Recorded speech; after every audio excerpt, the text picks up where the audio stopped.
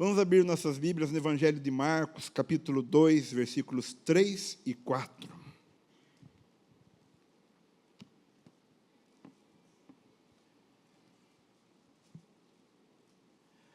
Marcos 2. Marcos foi o primeiro evangelho a ser escrito. Alguns foram ter com ele, conduzindo um paralítico levado por 4 homens. E, não podendo aproximar-se dele por causa da multidão, descobriram o eirado no ponto correspondente ao em que ele estava. E, fazendo uma abertura, baixaram o leito em que jazia o doente. Amém? Senhor, nós te louvamos por essa manhã, começando a semana na Tua presença, com a Tua palavra. Peço que o Teu Espírito Santo nos dirija, nos guie, Senhor, em direção à Tua vontade, em direção ao alimento, à edificação do Teu povo, do Teu corpo. Sopra poderosamente em nossas vidas, eu clamo, Espírito Santo de Deus, em nome de Jesus. Amém. Podeis assentar, meus irmãos, minhas irmãs. Quero pregar hoje sobre os amigos do milagre. Trabalho em conjunto. Ali tem uma imagem de como fizeram para baixar o leito daquele homem. Bom, o texto bíblico diz que Jesus estava em Cafarnaum, e por algum tempo ali foi a casa de Jesus.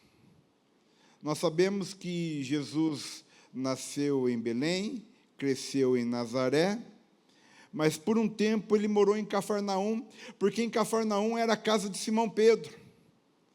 E quando o texto bíblico diz ali no versículo 1, que chegando em sua casa, souberam que Jesus estava ali, essa sua casa não era a casa de Jesus necessariamente, mas era a casa de Pedro. Só que Jesus morou na casa de Pedro. Meu Deus, que coisa boa quando Jesus mora na nossa casa. Só que o texto bíblico também diz que a casa estava em polvorosa, estava um rebuliço, estava cheio de gente, inacessível, porque Jesus estava ensinando. Cafarnaum significa vila do conforto. E eu penso que nesse momento muitas pessoas estavam sendo confortadas. Bom, onde Jesus está, sempre há conforto.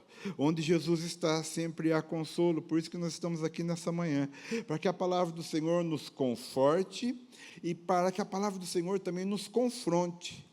Ela tanto nos acolha, como também nos empurre, nos impulsione, nos ponha a caminhar, nos ponha em direção a um destino, a um propósito.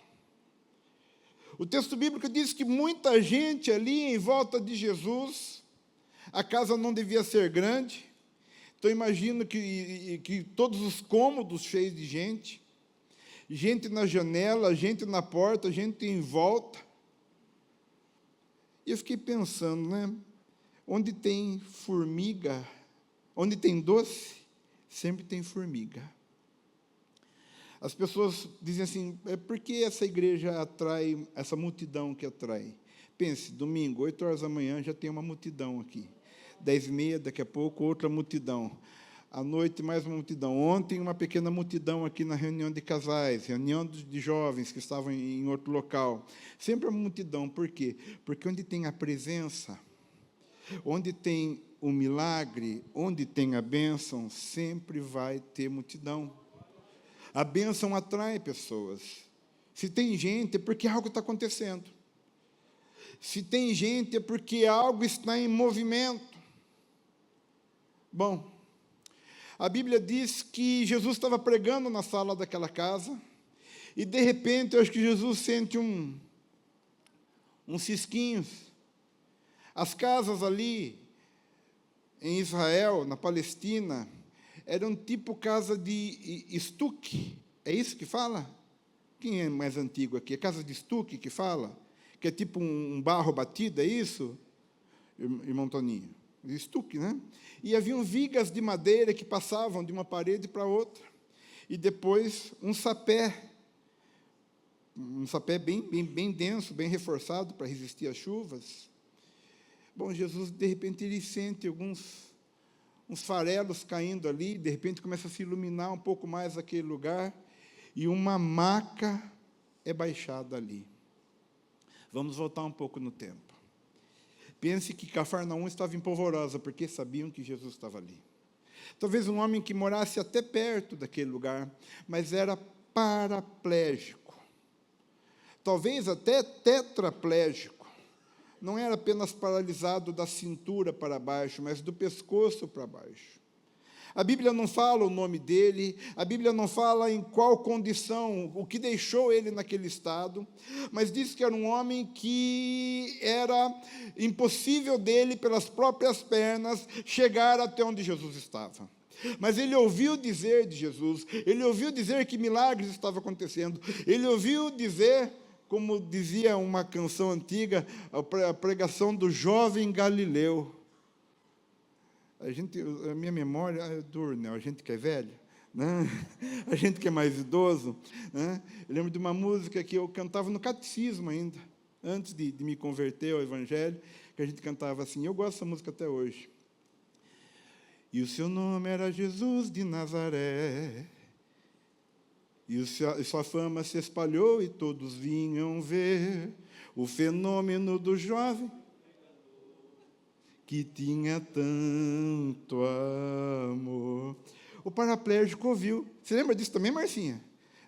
Não é da mesma época? Tá bom. Ele ouviu falar desse jovem pregador que tinha tanto amor. Você acha que ele não queria ir lá? Ele ouviu falar que aquele homem curava coxo, curava leproso, surdo, mudo, transformava água em vinho, até morto ele ressuscitava. Mas ele pensava, eu não tenho como ir, eu estou aqui impossibilitado. Vamos falar desse paralítico, o objeto do milagre. Vamos falar dos amigos do milagre, mas primeiro vamos falar do objeto. Ele é um objeto do milagre aqui. Deitado eternamente. Porque ele não ia mais levantar dali, humanamente não tinha o que ser feito. Deitado eternamente, mas não era berço esplêndido. A palavra grega ali para maca, eu fui pesquisar o que era, é o leito em que os pobres dormem. Imagine um homem aleijado, que não podia trabalhar, naquela época não havia seguro social, não havia aposentadoria por invalidez, era um homem pobre também. E alvo da misericórdia alheia. Eu não sei vocês, mas eu aprendi em determinado momento da minha adolescência que eu odiava que tivessem dó de mim. Um dia eu descobri, não quero que tenham dó de mim, porque é uma coisa tão ruim, mas aquele homem, ele era alvo da misericórdia e do dó alheio. Inclusive, tem uma diferença também entre misericórdia e dó. A palavra dó vem do latim dolus. Eu gosto de trollar o pessoal do Libras aqui. Que significa dor. Quem tem dó, sente a dor do outro, mas não faz nada. Muitas vezes nós somos tomados de dó, de pena. Ai, que judiação, que pena, que triste. Já a misericórdia é sentir no coração a miséria do outro. Aí vai além do dó, porque a misericórdia nos leva a termos uma atitude. E daqui a pouco é sobre essa atitude que eu quero falar com vocês. Mas, por enquanto, está ali o paralítico, deitado eternamente, numa cama de pobre. Talvez houvessem aqueles bichinhos, muquirana, como que fala aqueles bichinhos que se escondem na palha? Percevejo, obrigado, Mateus. Percevejo que picavam o seu corpo, e o problema de ser paraplégico é que seu corpo fica amortecido, mas ainda sente dor, ainda sente o incômodo. Aquele homem, então, ele era alvo da misericórdia alheia, ele precisava que alguém tivesse misericórdia dele, mas muitos tinham dó, misericórdia não. Assim como este homem da Bíblia, existem centenas, milhares, milhões de pessoas paralisadas em suas mentes e em suas emoções. Ainda pior, porque são pessoas que andam, são pessoas que caminham, que trabalham, que vão e vêm, mas estão paralisadas no seu espírito. Uma vida infrutífera, uma vida amargurada, uma vida engessada nas suas próprias dores, sem vontade própria. Por isso que é importante que algumas pessoas decidam por elas. O que aconteceu? Aquele homem, alguém decidiu por ele. Ele não tinha condição de decidir, pastor Luiz. Ele era um homem entravado numa cama. Mas 4 homens fortes, a Bíblia não diz se eram parentes, se eram amigos, não falam se eram discípulos de Jesus, não falam quem eram também. Mas esses 4 homens tiveram misericórdia daquele paralítico. E eu acho que eram 4 homens dos fortão, né? Que nem o irmão santista ali, uns grandão assim. Agarrou cada um na beira da maca, da cama em que ele estava, cada um numa ponta.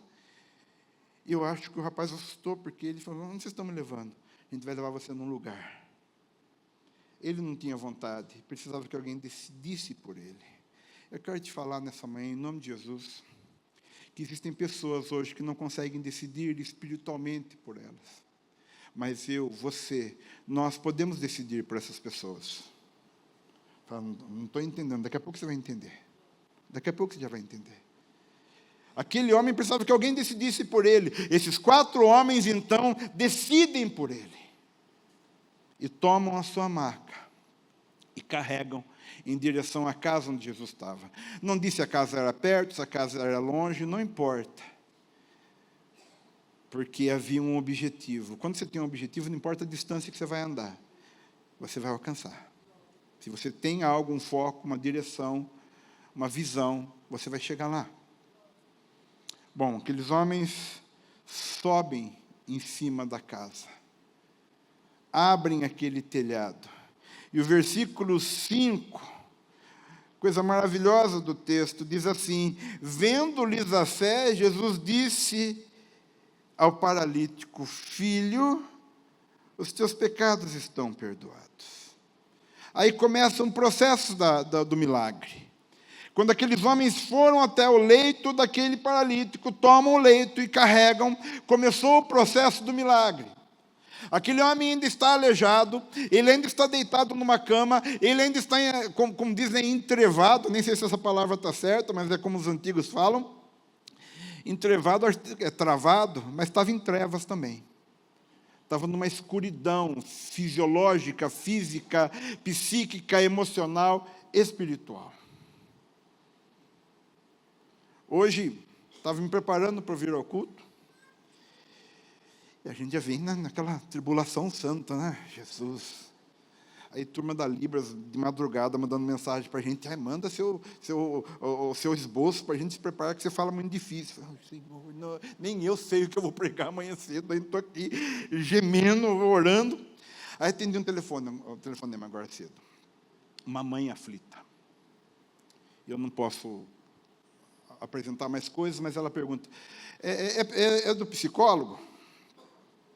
Eu falei: sim. O senhor atende hoje? Porque eu estou precisando de alguém que atenda 24 horas. Eu falei: não atendo, só amanhã. Eu falei: bom, psicólogo, eu só atendo amanhã, mas é pastor, né? A gente tem 24 horas. Eu falei: o que acontece?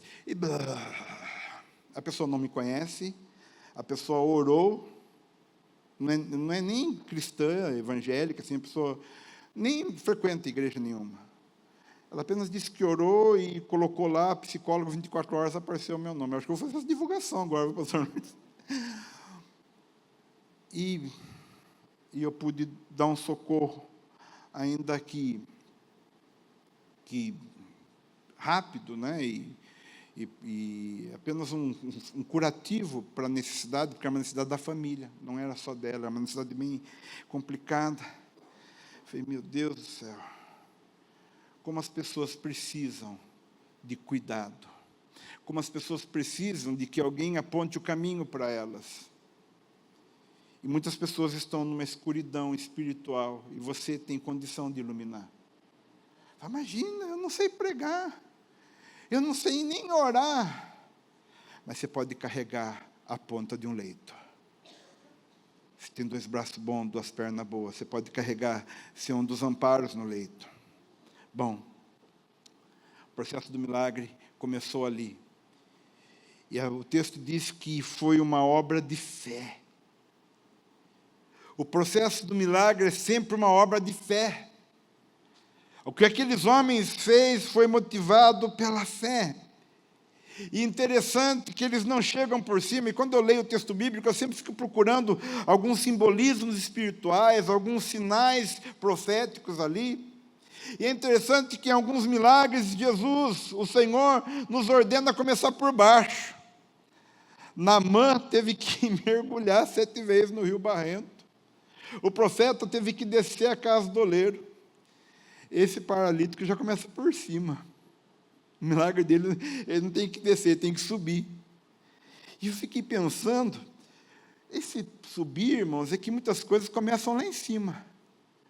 Começam pelo telhado. Começam pela oração.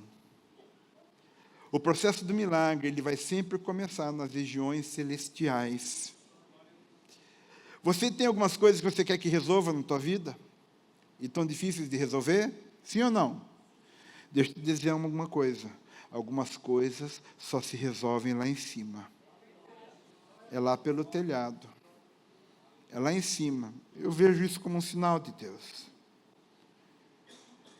E às vezes nós desanimamos, paramos, ficamos impedidos, porque a entrada está cheia, tem muita gente na casa, está inacessível. Talvez o caminho que você quer trilhar, o seu objetivo, o seu alvo, está inacessível para você, não está dando certo. Você tem uma fórmula, uma receita, você tem um sonho, um propósito, mas parece que não acontece na sua vida. E eu tenho aprendido muito com meu pastor. Bom, não dá certo um caminho, tenta outro. Não está dando certo de uma forma, tenta de outra forma. Busque sempre uma ideia. O que nos move, irmãos, são ideias, são visões, são planos. Às vezes não deu certo. O que faz? Continua. Plano A não deu certo, vai para o plano B. Plano B não deu certo, vai para o plano C. E se a gente pensar em Abraão, o plano A de Abraão era Ismael. Mas Deus falou, não, eu quero Isaac. O plano A de José era crescer ali e se empoderar no seio da sua família. O plano B foi ele ser vendido como escravo. O plano A de Daniel e seus amigos, Misael, Ananias, Azarias, era ficar em Israel, Israel ser fortalecida, não ser derrubada por Nabucodonosor, mas o plano B foi os 3 irem para a fornalha ardente e Daniel ir para a cova dos leões. E deixa eu falar para você, às vezes o plano B, muitas vezes o plano B é muito mais glorioso do que o plano A. Então não se envergonhe de tentar um outro caminho, de recomeçar, de tentar uma outra forma. Acontece que aqueles homens, então, pela porta não dá, pela janela não dá, pela porta dos fundos não dá, por onde vai? Alguém teve uma ideia brilhante, talvez não tão brilhante, mas será que nós teríamos essa ideia estando lá? Então vamos por cima. E é trabalhoso. O processo de milagre trabalhoso. E alguns milagres dão mais trabalho. Algumas pessoas vão dar mais trabalho para que o milagre aconteça. Eu acho que na minha vida eu não dei tanto trabalho, não. Eu cedinho eu vim para Jesus. Com 12 anos eu fui evangelizado, pregaram para mim, me levaram para a igreja. E não precisa nem ser carregado. Né? Você foi carregado, não, para a igreja? Foi carregado. Ainda bem que você era magrinho, né? Glória a Deus. Que alguns irmãos que se for carregar, o milagre é maior, hein, Sandra? Né? Aí só 4 homens não dá, tem que pegar uns 10. Porque os homens é forte. Algumas pessoas vão dar mais trabalho. Esse paralítico deu mais trabalho. Outros, o Bartimeu estava na beira do caminho ali, estava facinho. A outra, a mulher do fluxo de sangue, Jesus não precisou nem fazer nada, ela tocou na hora do vestido de Jesus, foi facinho fazer milagre. Mas esse homem deu mais trabalho.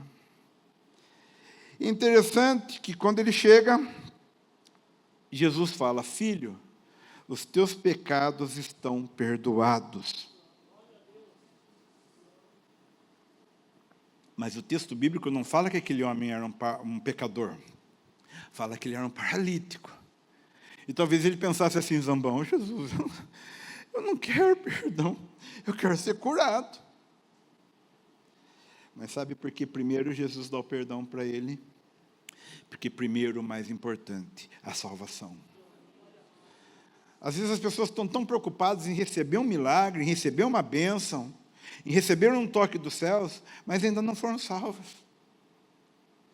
Ainda estão rodeando a casa, nem entraram pelo miolo do telhado ainda. A primeira coisa que Jesus quer fazer na vida de uma pessoa não é curar, não é abençoar. A primeira coisa que Jesus quer fazer é salvar. Por isso que Jesus fala: seus pecados estão perdoados. E depois então vem o milagre. Alguns homens religiosos, sempre os religiosos para perturbar. Mas quem é esse? Quem esse homem está pensando? Só Deus pode perdoar pecados. Aí Jesus fala: vocês acham que perdoar pecados é fácil? É mais fácil dizer seus pecados estão perdoados ou toma o teu leito e anda? Acontece que Jesus sabia que o perdão é mais caro do que o milagre. Porque Jesus ia pagar com a própria vida o perdão para aquele homem. Por isso que primeiro Jesus perdoa e depois ele cura. Mas ele diz assim: para que vocês saibam que eu tenho autoridade para perdoar, eu também estou curando esse homem. E aí nós vemos dois tempos do milagre: subir e descer. Aí tem que descer também. A gente sobe pela oração, mas desce pela obediência. Aquele homem agora está rendido, entregue na presença de Jesus. Aquele homem está totalmente deitado, como diante do altar de Jesus, para que Jesus opere o milagre. E no versículo 11, Jesus diz assim para ele: levanta, toma o teu leito e vai para a tua casa. Eu te mando, levanta-te, toma o teu leito e vai para a tua casa. Aquele homem de objeto do milagre está ali, ele não tem vontade, ele não tem ação, ele depende que as pessoas o levem até Jesus. Ele não consegue caminhar. De objeto, ele passa então a sujeito. De um elemento passivo na vida, ele é levado então a ser um elemento ativo. De coadjuvante, ele vai para protagonista, ator principal. Mas olha o processo da cura, o que Jesus diz. Primeiro Jesus diz: levanta. Jesus ordena para aquele homem uma atitude. Porque o milagre, ele vem acompanhado também de uma atitude nossa. Jesus diz: levanta, porque Jesus podia falar: está curado. E ele fica ali, nem saber que está curado, e continuar deitado para sempre. Aliás, acontece com algumas pessoas isso. São salvas, o Senhor faz a obra, mas elas não têm atitude. Elas não se posicionam, elas não se levantam. Talvez não fosse fácil para aquele homem se levantar na frente de todo mundo ali. Aí entrou a fé dele. Seus músculos enfraquecidos por tanto tempo ali, reaprender a andar. Mas o milagre Jesus faz completo. Não, Jesus podia simplesmente fazer um sinal com a mão e botar o homem de pé. Não, Jesus fala: levanta. Uma atitude materializa o milagre nas nossas vidas. Uma atitude nossa transforma o milagre numa realidade. Aí Jesus fala: agora toma o teu leito, toma a tua cama. Jesus dá para ele uma tarefa. Às vezes a gente só quer um milagre, não quer uma obrigação, uma tarefa. Jesus dá uma tarefa para ele. Pega a tua cama agora e carrega ela, porque você veio carregado. Mas agora você vai embora para sua casa carregando a sua cama. E Jesus dá um destino para ele. Vai para a tua casa. Às vezes nós só precisamos de um destino. Mas ir para casa é um destino, não é, ué? Porque talvez aquele homem quisesse parar na casa dos outros para contar, parar na praça. Nós precisamos de uma direção para a nossa vida. Se você ouvir Jesus, Ele pede para você uma atitude. Se você ouvir Jesus, Ele pede para você, cumpra uma tarefa, faça algo. E depois Ele fala, você tem um destino, você tem um lugar para ir. Acontece, meus irmãos, que os milagres não acontecem sozinhos. Tem um objeto, que é o paralítico, tem um processo, mas precisa de agentes do milagre, canais por onde o milagre vai acontecer. O milagre não acontece sem esses agentes. E eu fiquei pensando, enquanto eu pregava, quem foram os agentes do milagre na minha vida? Porque eu não cheguei carregado que nem o Nel, mas eu cheguei. Quem foi que me trouxe? E eu tentei lembrar de 4 nomes, seguindo uma sequência, e eu lembrei de 3 nomes. O primeiro nome foi da minha avó, pastor Luiz. Minha avó me trazia na igreja. Algumas vezes, aqui nessa igreja, quando eu era pequeno, e lá na Cristiano Cleopá, com a Bom Jesus. Eu me lembro de o culto caindo fogo lá dentro, o pastor Adolfo expulsando os demônios, aquela gritaria, a gente vomitando o cabelo, e eu sentado na muretinha da igreja, ouvindo toda aquela gritaria. Eu tinha, acho que, 5 anos de idade. E foi em 78. 78 eu tinha 5 anos, e é a época que a igreja funcionou ali mesmo. Depois eu me lembro, algumas imagens remotas, de algumas vezes eu vir aqui. E aí eu ia para casa, eu me converti cedo. Eu falo que eu me converti com 12 anos, acho que com 5 anos eu já era crente. Porque eu chegava na minha casa, eu queria ouvir Jimmy Swaggart. E em casa ninguém era crente. Minha mãe ficava doida comigo, que esse menino só quer andar com Bíblia na mão, de para cima, para não saber nem ler, já queria ficar com a Bíblia na mão. Eu lembro de um apelo, de um jejum, que o pastor Adolfo fez aqui. Eu entrei no jejum também. Aí minha mãe falou, mas você está maluco, você não tem nem tamanho, menino. Eu estava lembrando disso esses dias. Não, eu vou jejuar. E aí, acho que era de sábado de manhã, eu assisti o Jimmy Swaggart com a Bíblia de capa mole, que o pastor Toninho tanto fala também. Minha avó foi o primeiro agente do milagre na minha vida. Depois eu fui estudar na Mirandolina. O Toninho, o Toninho Favarino está aí agora de manhã, não, né? 10h30. O Marcelinho, filho do Toninho, me evangelizou. Não, porque tem uma igreja assim, assado, só que eu morava longe da igreja que ele ia. Eu falei, eu quero ir, mas não dava certo, mas acendeu aquela chama, eu quero conhecer. Daí ele falou, não, porque Jesus, ele falava de Jesus, um dia eu vou. Não demorou muito tempo, eu mudei. E mudei na frente da casa daquela santa ali, irmã Geralda. Pensa assim, que pequenininha, magrinha, assim, ela arrastou meu leito para a igreja. E eu deitado no leito, né? E aí minha avó, Marcelinho e Dona Geralda carregaram meu leito para a igreja. Eu não vim sozinho. Eu vim porque algumas pessoas lançaram essa semente dentro de mim. Por isso que eu digo que às vezes nós não temos condição de decidir, e alguém precisa decidir por nós. Existem pessoas que precisam que alguém decida espiritualmente para elas. Talvez seja uma palavra um pouco pesada para um domingo de manhã, mas estou falando de responsabilidade espiritual.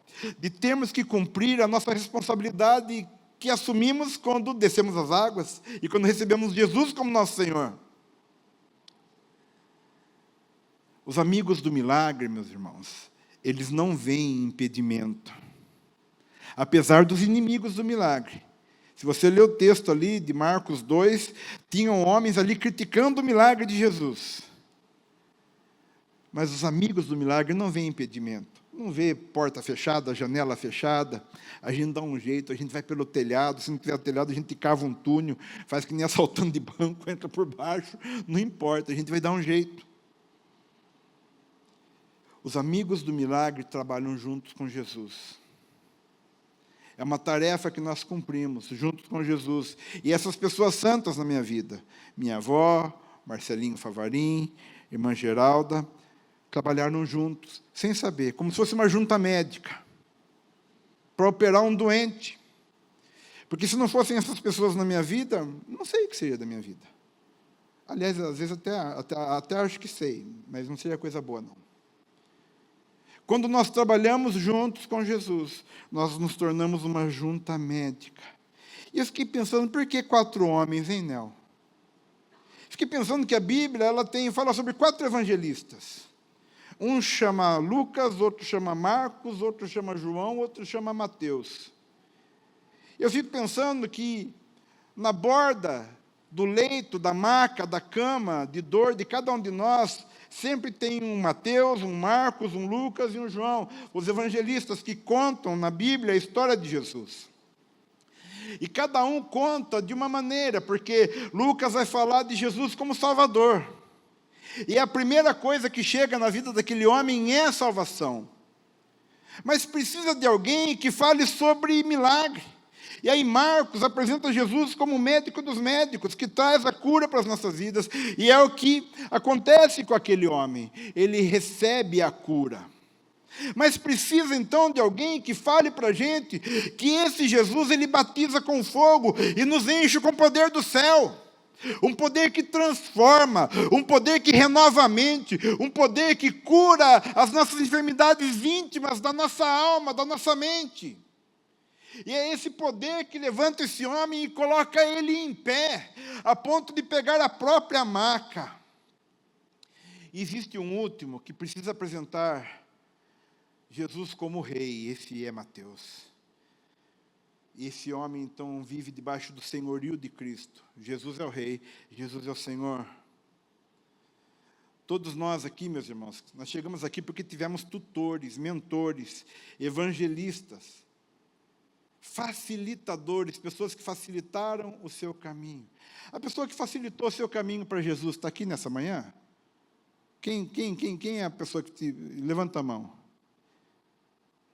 Olha só, hein, Adilene? Quem mais você levantou a mão? Quem te trouxe? Adilene também? Que isso, hein? Em vez de você estar junto com 4, você já traz 4 de uma vez. Meu Deus! Isso é galardão, hein? É verdade. O nosso tesouro no céu é medido pelas obras que nós realizamos. Salvação, meus irmãos, a gente não faz nada para ser salvo, a gente apenas crê e recebe a salvação. Agora, tesouro no céu é a obra que você realiza para Jesus aqui na terra. Nós precisamos de facilitadores, pessoas que nos ajudem a chegar a Jesus. Quem carregou a sua maca, você lembra? É bom servir Jesus? Gente, que ruim servir Jesus, para mim é bom. É bom servir Jesus? É bom ou não é? Mudou a sua vida? Quem carregou a sua maca? Você se lembra? Vocês têm gratidão por essa pessoa? Agora eu te pergunto nessa manhã. Você conhece alguém que precisa ser carregado? Levanta sua mão. Eu conheço, pastor. Eu conheço alguém que nessa manhã precisa ser carregado. Levanta a mão. Olha quantas pessoas. Vocês podem ser carregadores de maca? Sim, facilitadores, pessoas que estão dispostas a subir no telhado de uma casa, carregando um peso. O paraplégico, irmãos, é como se fosse um peso morto. Não é morto, mas é como se fosse um peso morto. É muito pesado carregar uma pessoa assim.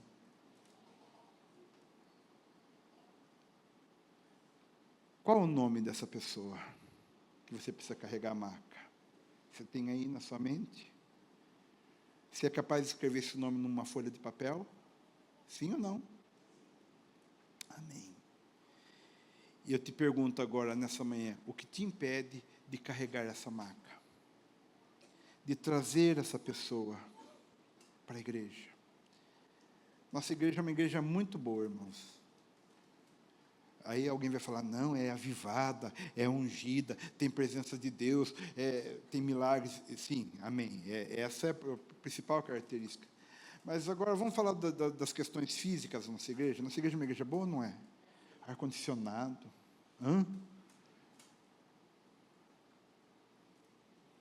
Esses dias eu fui no congresso, num lugar com a minha esposa, e ela falou, não, agora vai ser assim. Eu falei, não vai. Viu, mas agora tem isso também. Filha, você não está na igreja sede de Piracicaba.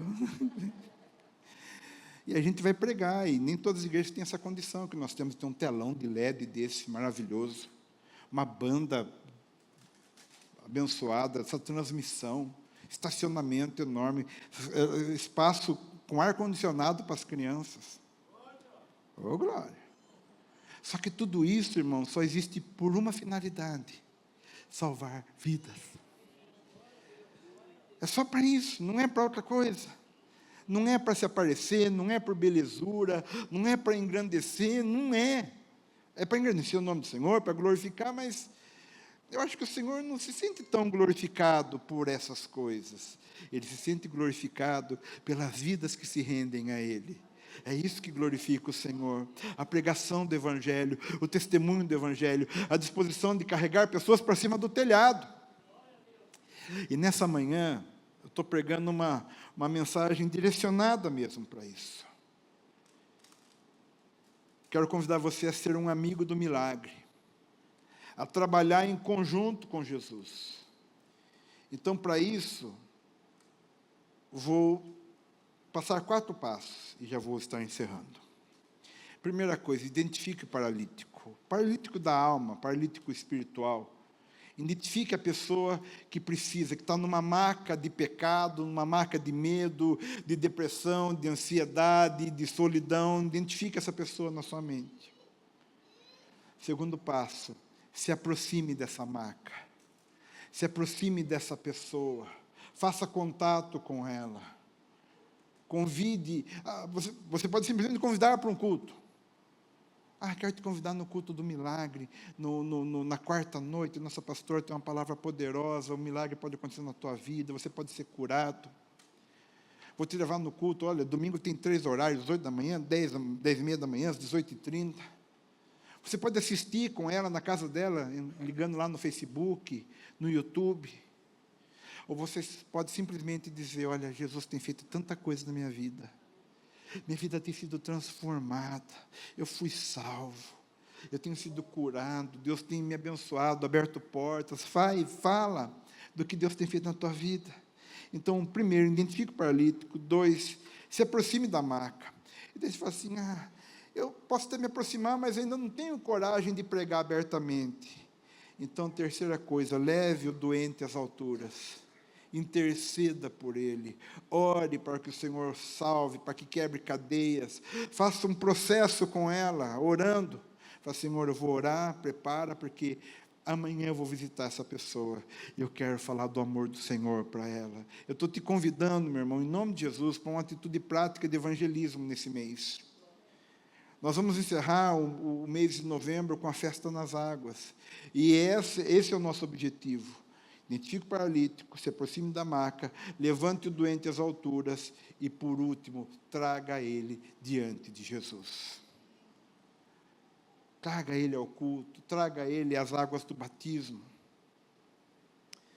Nós precisamos, como igreja, ter esse posicionamento.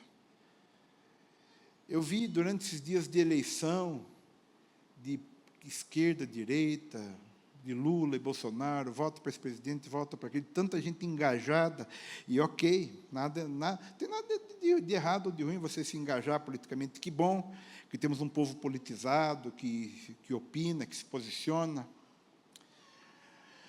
mas se muitos de nós pregarmos com a mesma paixão o Evangelho de Jesus, a paixão que nós pregamos Lula ou Bolsonaro, fala para você, Piracicaba vai ficar pequena. E deixa eu falar, não importa quem vai sentar na cadeira lá, agora é o Lula que foi eleito, vai decepcionar a gente. E se fosse Bolsonaro, também. Porque nós temos um rei, irmãos. E é esse rei que reina nas nossas vidas. E é ele que garante o milagre, a prosperidade, a bênção. Não importa que vai governar o país, você vai prosperar nesses 4 anos. Você vai crescer, você vai avançar. Sabe por quê? Você não está debaixo do governo de A ou B, de L ou B. Você está debaixo do governo de Jesus de Nazaré. Que assim como naqueles dias de Cafarnaum, ele cura enfermos, ele cura coxos, surdos, mudos, ressuscita mortos. E quer reinar. Ele não apenas quer reinar, ele precisa reinar sobre a vida de pessoas que estão hoje entrevadas numa cama, num leito. E para encerrar, tem uns folhetinhos aqui de batismo? Foram, por favor, está aí, irmã? Pode dar o punhadinho inteiro?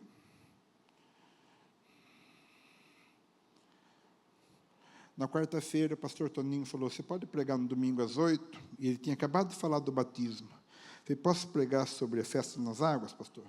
Ele falou, pode. Então, vou pregar sobre a festa das águas. Dias 23 a 27 de novembro, como a nossa pastora disse, nós vamos ter a festa nas águas. Quem foi batizado nas últimas festas nas águas aqui dos últimos 2 anos? Levante a mão. Olha quanta gente. Vocês acreditam que a gente pode fazer um milagre aqui nessa última semana? Podemos ser amigos do milagre, trazer pessoas que estão deitadas numa cama. Então, eu queria te convidar, você que tem um nome, fala, pastor, eu tenho um nome, eu sei de alguém que está num leito e precisa ser arrastado até a presença de Jesus, e eu vou me empenhar. E aí, não trabalhe sozinho. Convide outras pessoas que são crentes também, da mesma família, amigos que conhecem a mesma pessoa. Comece a orar junto. Não trabalha sozinho. A Dilene sozinha trouxe 4. Sozinha acho que não, né? O Igor ajudou? Só um pouquinho. Trabalhe. Eu me lembro que eu e a Tê, nós éramos namorados, noivos. E começamos a evangelizar um casal, o Paulo e a Rosa. E eles ficaram, e eu ligava, falei, não, vamos aí na sua casa. Comecei a insistir para ir na casa do homem. Olha que pessoa chata, pastor Lourdes. Não, eles conversavam, até que o dia eles aceitaram que a gente fosse lá. E ela trabalhava com a Tê. E eles eram de Maceió, eles eram de Alagoas. E a gente começou a evangelizar aquele casal. Aquele casal aceitou Jesus, aquele casal se batizou. Eu sei que junto com aquelas pessoas vieram mais umas 30. Entre tudo alagoano. Aprendi a comer cuscuz de milho com eles. Todos se converteram, a família toda. Fiz o casamento de alguns, velório de outros, porque alguns morreram. E o Paulo hoje é pastor, é um pastor batista, um homem de Deus.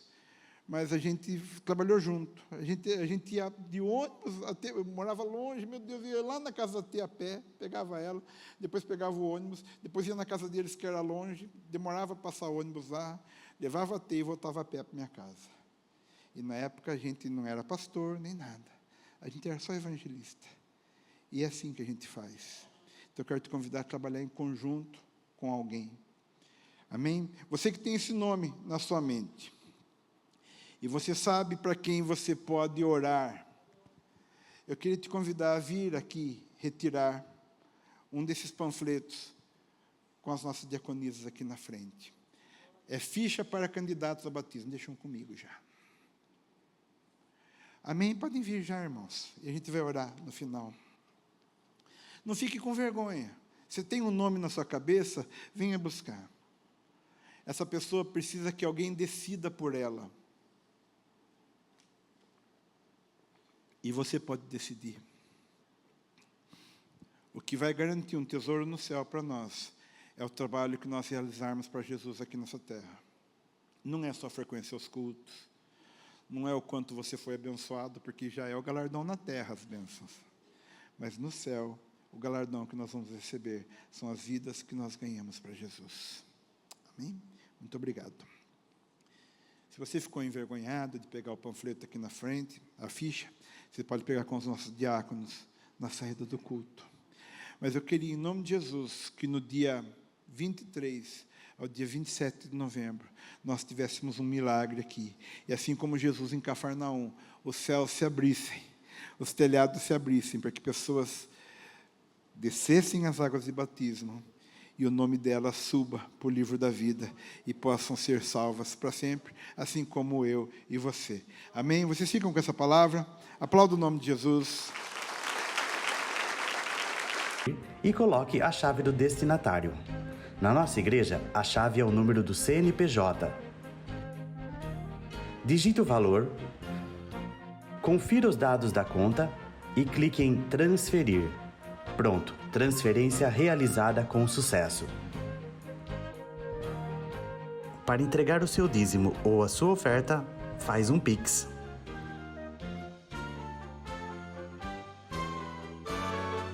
Esta é a nossa igreja.